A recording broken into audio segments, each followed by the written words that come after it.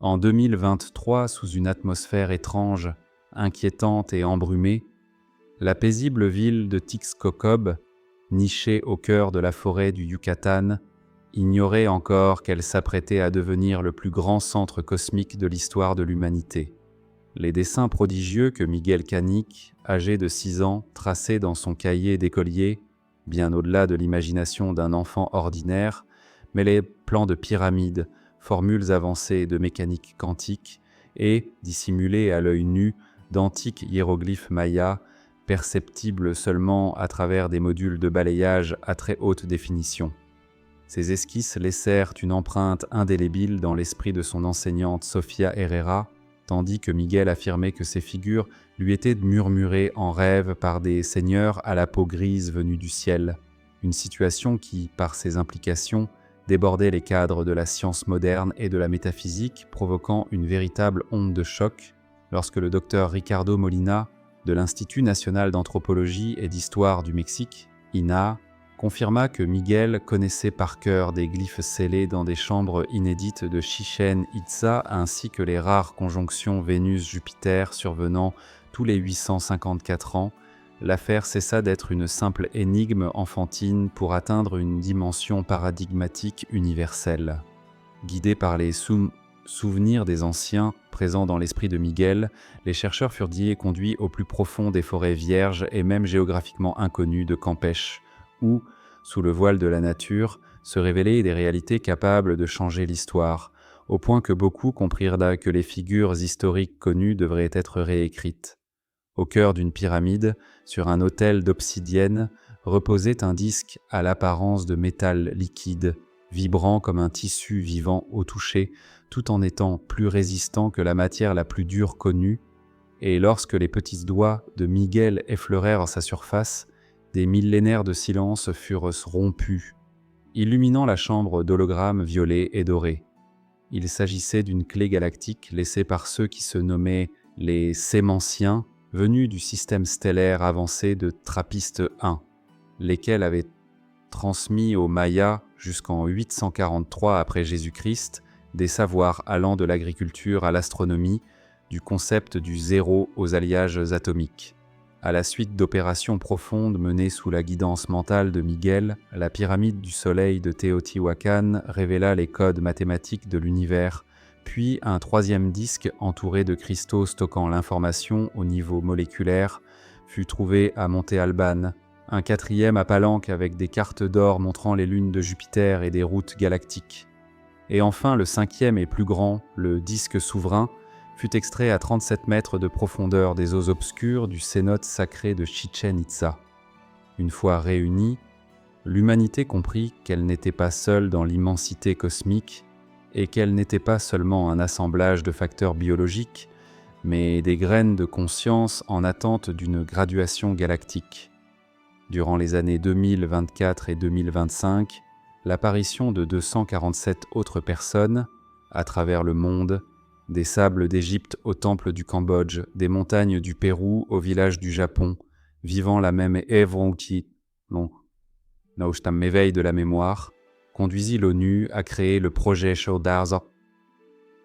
projet Pont, tandis que le télescope James Webb déchiffrait, depuis TRAPPIST 1, les codes mathématiques des disques, prouvant que la mémoire des étoiles de Miguel était une réalité irréfutable. Aujourd'hui, au début de l'année 2026, alors que notre civilisation a connu des révolutions majeures, de l'énergie de fusion aux transmissions de données proches de la vitesse de la lumière, de la médecine quantique à l'allongement de la vie biologique, nous voyons qu'en 3 ans, la peur a laissé place à une immense excitation et à un éveil universel. Et Miguel Canic n'est plus seulement un enfant du Yucatan, mais l'architecte du pont mental reliant les prières du passé au bond technologique du futur. Chaque nuit, lorsque nous levons les yeux vers ce système à 2 soleils, nous n'attendons plus des envahisseurs, mais nos anciens jardiniers, partis il y a des millénaires, sans jamais nous oublier, tandis que le testament de Miguel, avant qu'il n'arrive, nous devons purifier en nous la haine, les frontières et la peur, devient la règle fondamentale des nations. Dans ce nouvel âge d'or où l'argent cède la place au partage collectif du savoir, l'humanité revêt pour la première fois sa véritable identité universelle et la lumière qui s'élève vers Trappiste 1 nous rappelle que nous sommes chez nous, que nous n'avons jamais été abandonnés et que le temps qui nous était accordé pour grandir arrive à son terme. Le 15 août 2025, dans une installation souterraine secrète de Puebla, lorsque Miguel, au centre des 5 disques, les touchera simultanément avec les 247 enfants qui se souviennent, le monde ne connaîtra pas seulement un contact technologique, mais une élévation de la conscience collective humaine, scellant un lien majeur avec les Sémanciens et nous intégrant au Conseil galactique réunissant des milliers de civilisations, raison pour laquelle les glyphes du cahier de ce petit garçon du Yucatan n'étaient pas de simples dessins, mais la première et la dernière carte du voyage éternel de l'humanité vers les étoiles. Comme le disait Miguel, le ciel n'est plus un plafond, mais un pont infini où le passé et le futur s'embrassent. Et tandis que nous le traversons, nous emportons non seulement notre technologie, mais aussi des siècles de douleur, d'amour accumulé et la paix enfin trouvée. Le matin du 15 août, jour de l'atterrissage des Sémanciens, ne marquera pas la fin, mais le véritable commencement de l'histoire, et Miguel Canic, tenant son anneau d'argent vieux de 700 ans, dira à sa famille venue des étoiles « Bienvenue, nous sommes prêts ». Un grand éveil s'opère alors. Les religions transcendent la matière pour devenir un enseignement cosmique. La science s'unit à la spiritualité. Les centrales nucléaires sont remplacées par une énergie propre issue des disques.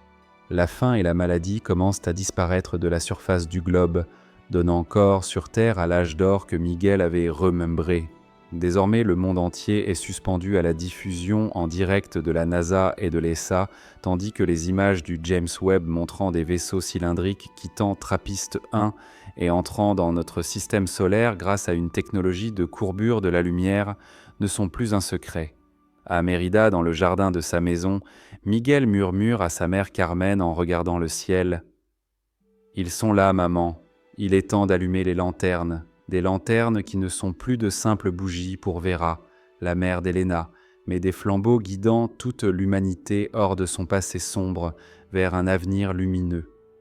L'histoire retiendra le 15 août 2026 comme le jour où l'humanité quitta l'enfance pour entrer dans l'âge adulte galactique, et Miguel Canic, héros silencieux de cette date, continuera de garder vivante la mémoire des étoiles,